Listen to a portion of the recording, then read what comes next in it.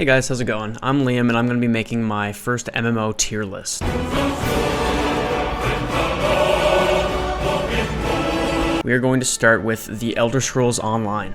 I've played a lot of the Elder Scrolls Online. I actually alpha tested it back in 2015, maybe 2016. I was really excited for it because I really liked Skyrim and I was kind of expecting it to be like a multiplayer version of Skyrim.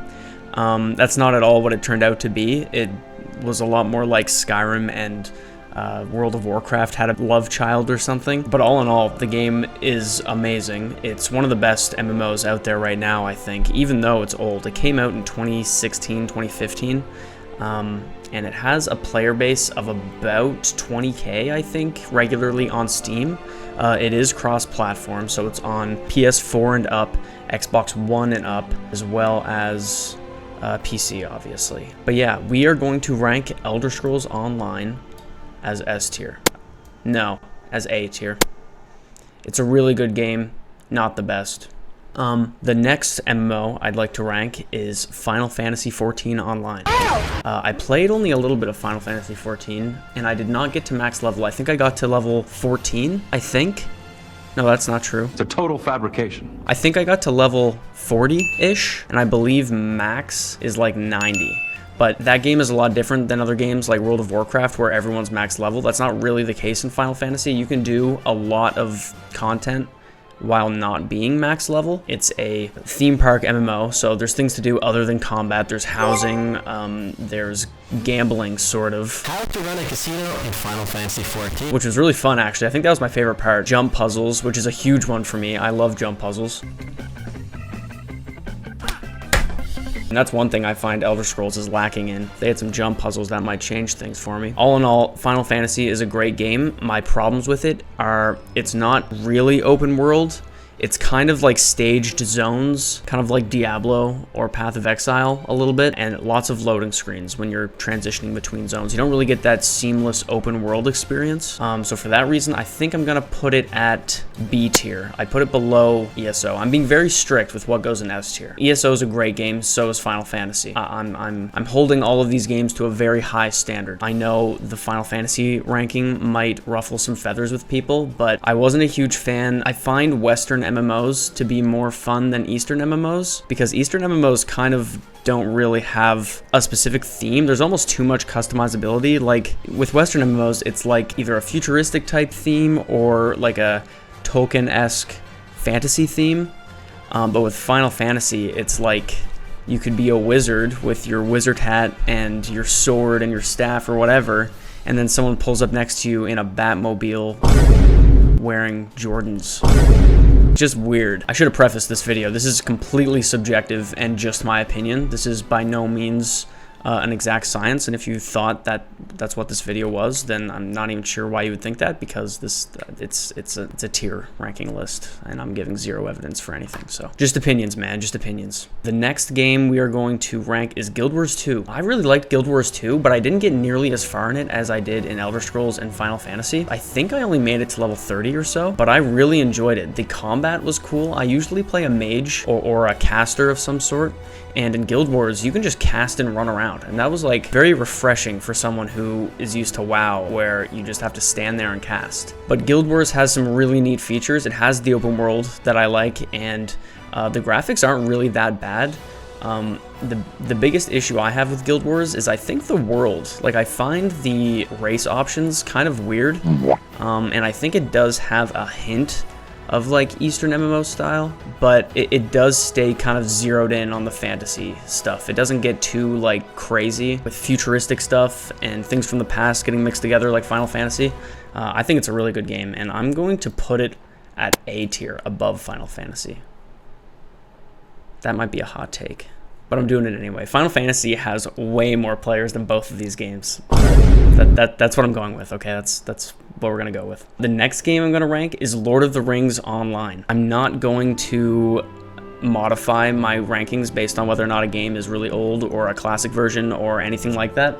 I'm just going to take it for what it is and just rank it by how much fun I have playing it. Lord of the Rings Online is the best world out of all of these games, in my opinion. The exploration is unmatched, and to be able to visit places that you've seen in the movies or read about in the books is super cool, and it's something that you don't really get in any of these other games. That's probably my favorite part of the Lord of the Rings Online, but like these other games, I haven't gotten super far in the game, and honestly, once I get further in these games, I could redo this ranking and things may change. I'm going off of just the experience that I have, and I have not reached max level in the majority of these games. In Lord of the Rings, I think I got level 20, so I didn't actually get to do any PvE content, which is like my main jam. That's what I usually do right off rip. So I've just been doing questing. But the first thing I did when I loaded in is I went straight to Hobbiton to see all the hobbit holes and stuff, and to kind of see where Bilbo and Frodo lived and whatever. And I thought that was super cool. So I'm a huge fan of the adventuring in that game. As for the combat and the mechanics, not so good. They're kind of bad, but it's still fun. It's just bad. That's all. So it pains me to do this, but I'm going to put it at C. That's just because it's hard to have fun without good combat. That's a huge problem that I have with some of these games, even though everything else could be awesome. Like the combat and also the UI in Lord of the Rings Online is super shit. Like if you have a 4K monitor, you're toast. Everything is like super tiny, and they still haven't optimized it for 4K monitors yet. So, but yeah, I'm gonna put it at C. But that could change if I play it more. That could change.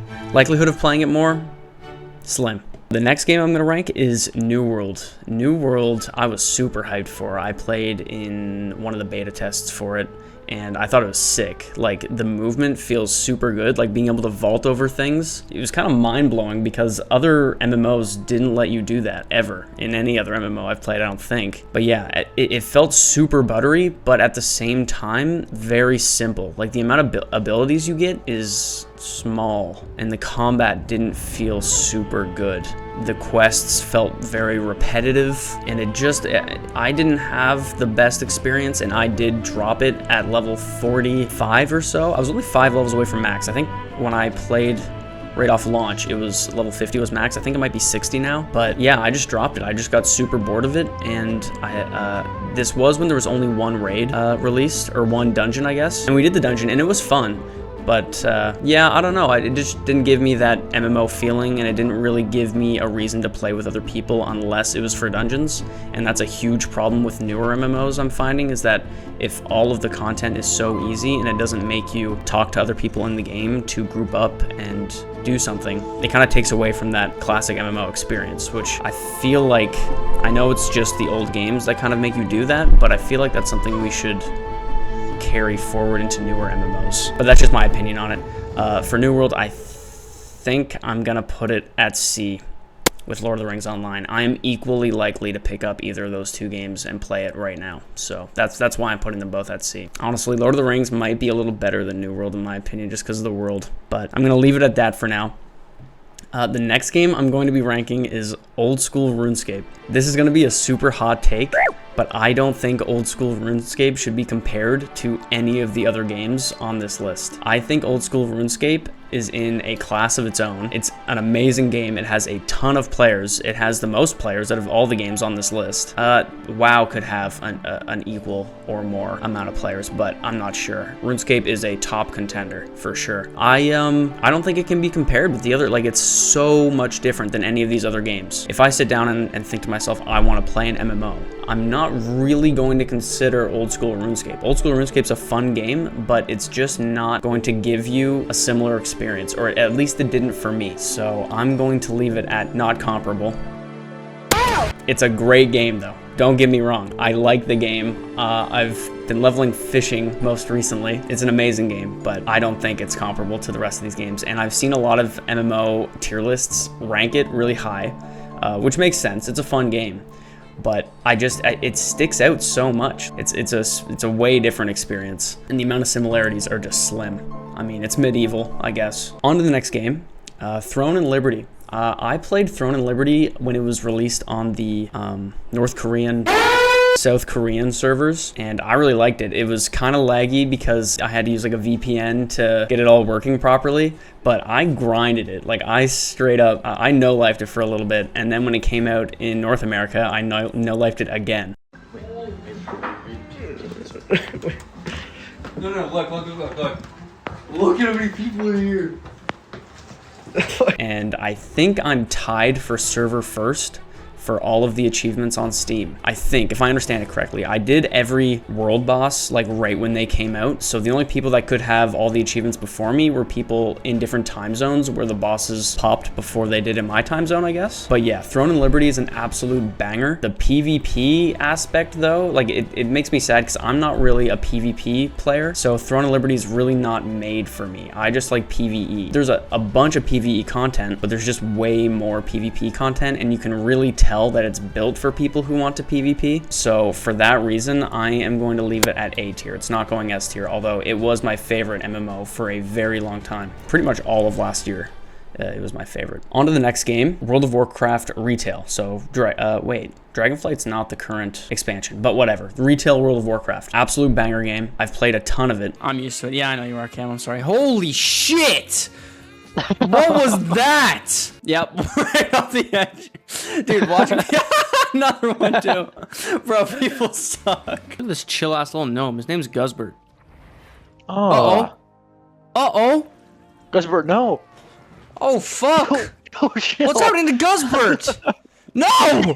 What? My problem with it is that there's too much shit in the game. Like, there's too much dead content that is in the game for no reason. I find it convolutes things and makes things confusing for new players, and it makes it's very hard to get someone to play WoW Retail and have them understand what's going on. The way WoW Retail works is you're supposed to just buy the newest expansion, use your level up coin, get to whatever level is 10 less than the max level, and then level up those 10 levels. That's the experience that they want to give you. But if you're a completely new player to the game, you'll have an urge to level all the way from 0. But if you do that, like, it's not gonna feel good. It's gonna be weird. It's too easy and too grindy and feels irrelevant when you're doing it and just takes forever. So I'm gonna leave WoW Retail at B tier. I'm gonna put that with Final Fantasy. I'm not a huge fan. The pros to it though is that I really like the collectibles aspect. I like how everyone still has their mounts that they got dropped in Burning Crusade or Cataclysm or those older expansions, and the transmog that you can grind for and things like that. I'm a huge fan of being able to kind of go back through time and look at those achievements. So I do appreciate WoW Retail for sure. And I do have my max level character. I've done the rating, I've done the Mythic Plus, and it's good. It's a good game. On to the next game, World of Warcraft Classic. That's the one I've been playing most recently. It's by far the best on this list, I think. It gives you the most accurate MMO experience out of all of these games, in my opinion. There is a very real push to talk to other players, group with other players, and cooperate with them. None of these other games really push as hard on that as WoW Classic does. Just like normal questing, it's so much faster to group up with other players, and it's really risky to not group up with other players. Especially when you're playing hardcore. And that's another reason why I think this goes in S tier, is because it's a classic game, but it introduced new features that are just dominating. Like it's completely dominating the MMO space. And with the OnlyFans content and stuff coming out on Twitch, it's kind of like reviving the genre a little bit. So it really feels like it's a pillar for MMOs right now. I only started playing hardcore like a week ago, and I understand, like, I get it. Like it's like a thrill when there's a risk that you could die and lose everything. Like, it feels cool. Unlike in retail, like doing professions and achievements and everything just feels better. It feels more important and more relevant. So for that reason, it's got to go S tier. This is obviously not set in stone, and any one of these games could push an update that makes it way better than the next. But as of right now, this is the MMO tier list. Couple of hot takes. So if you disagree, just let me know. Post a comment and I'll take a look at it. We can argue there. But yeah, I've been having a blast with WoW Classic, and especially with hardcore, and it's a good time. You of course need your plugins and whatever else, but yeah, it's a really good time, and I think it's bringing back MMOs, and the other MMOs should take notes, I think. I hope you enjoyed the video. This is a pretty saturated video format, but I've been wanting to do one of these for a while just because I'm always looking at new MMOs and updates for current MMOs, and it's just an interest of mine, so I thought I would post my opinion on it. So I hope you enjoyed, and thank you for watching.